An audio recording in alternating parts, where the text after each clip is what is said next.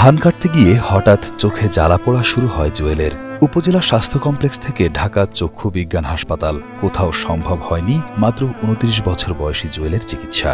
নিভে যায় বাম চোখের আলো। কাজ করতে করতেই হঠাৎ করে এই চোখটা নষ্ট হয়ে গেছিল। তার কিছুদিন পর তার শরীরে অস্বাভাবিক হরমোনের উপস্থিতির কারণে ডান চোখের কর্নিয়া আক্রান্ত হয়। পুরোপুরি অন্ধ হয়ে যান এক সন্তানের পিতা জুয়েল। হঠাৎ করে আমার এই ডান চোখও আবার নষ্ট হয়ে গেল, কর্নিয়ার বের হয়ে গেছে, দেখতে পাইনি। কি করে চলবো কোন শ্বশুর শরীর শাশুড়ির উপর এইভাবে কি চলা যায়? আর কতকাল এইভাবে করবো? ছাল পড়লে কি করে খাবো, কি করব, আমার কিচ্ছু নাই। নাটোর জেলার সিংড়া উপজেলার প্রত্যন্ত গ্রাম পার ভাগনাগর কান্দির এক টিনের ছাউনির ঘরে বাস করেন মোহাম্মদ জুয়েল। তার সংসার দারিদ্র্যের কষাঘাত আর অসহায়ত্বের গল্পে ভরা। বাবা শফিমুল্লাহ, মা আজিলা বেগম, স্ত্রী হাসুরা বেগম ও ছোট্ট সন্তান হোসাইনকে নিয়ে এক ঝুপড়ি ঘরেই কোনো মতে টিকে আছেন তারা। অনেক টাকা পয়সার প্রয়োজন। আমার এই বাপ মা আছে, বউ বাচ্চা আছে, এদের বোঝা হয় যারা আছে, আমি চোখে দেখতে পাইনি। যে বয়সে আমি বাপ মায়ের বউ বাচ্চা খাইতে খাওয়াবো, এখন আমি ওদের বোঝা হয় যারা আছে। একদিন ধান কাটতে গিয়ে চোখে অসহ্য জ্বালা পোড়া শুরু হয়। টাকার অভাবে সময় মতো চিকিৎসা না পেয়ে বাম চোখ সম্পূর্ণ নষ্ট হয়ে যায়। এরপর ডান চোখ নিয়েই সংসার চালানোর লড়াই চালিয়েছেন তিনি। কিন্তু ৩ বছর আগে ফুটবল খেলার পর ডান চোখেও তীব্র ব্যথা শুরু হয়। চিকিৎসকরা জানান, শরীরে অস্বাভাবিক হরমোনের প্রভাবে তার কর্নিয়া ক্ষতিগ্রস্ত হয়েছে।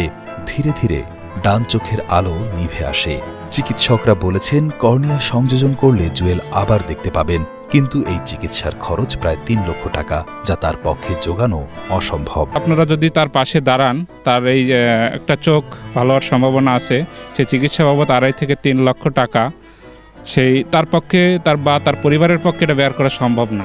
বাবা মা কিছুটা মানসিক ভারসাম্যহীন, স্ত্রীও অসহায়। পরিবারের একমাত্র উপার্জনক্ষম ব্যক্তি ৭০ বছরের বৃদ্ধ শফিমুল্লাহ, যার রোজগারে কোনো মতে চলে দিন। ভিক্ষা করতেও নারাজ জুয়েল। এদিকে টাকার অভাবে হচ্ছে না চিকিৎসাও। খুব কষ্ট হচ্ছে, সংসার চলছে। জুয়েল শুধু নিজের জন্য নয়, বৃদ্ধ বাবা মা, স্ত্রী সন্তানের মুখে দুমুঠো খাবার জোগাতে চান। সমাজের বিত্তবানদের ছোট্ট একটু সাহায্যই পারে তাকে এবং তার পরিবারকে অন্ধকার থেকে আলোয় ফিরিয়ে আনতে। আমার বাচ্চাকে আমি কি করে দেখাবো, কি করে খাওয়াবো, কি করব? এতদিন শ্বশুর শরীর উপর কি করে চলবো, কতদিন এভাবে চলবো?